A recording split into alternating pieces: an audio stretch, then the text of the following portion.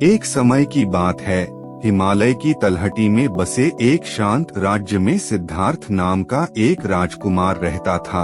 उनका जन्म विलासिता और विशेषाधिकार के जीवन में हुआ था, जो समृद्धि और आराम से घिरा हुआ था।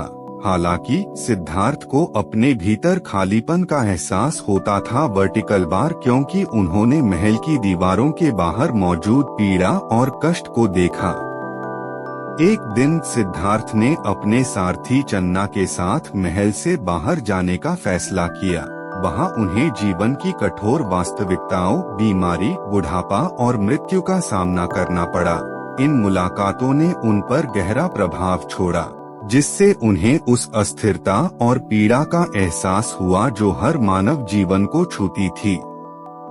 जो कुछ उन्होंने देखा वह उससे बहुत परेशान होकर सिद्धार्थ ने मानवीय पीड़ा को कम करने का मार्ग खोजने का संकल्प लिया।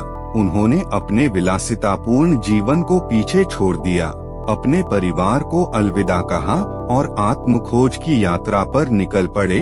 वह जंगलों और गांवों में घूमते रहे, ऋषियों और विद्वानों से मार्गदर्शन लेते रहे और ध्यान के विभिन्न रूपों का अभ्यास करते रहे।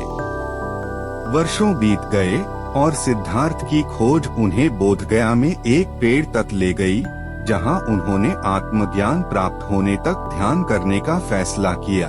49 दिनों और रातों तक उन्होंने अपने आंतरिक प्रलोभनों से लड़ते हुए बोधि वृक्ष के नीचे ध्यान किया।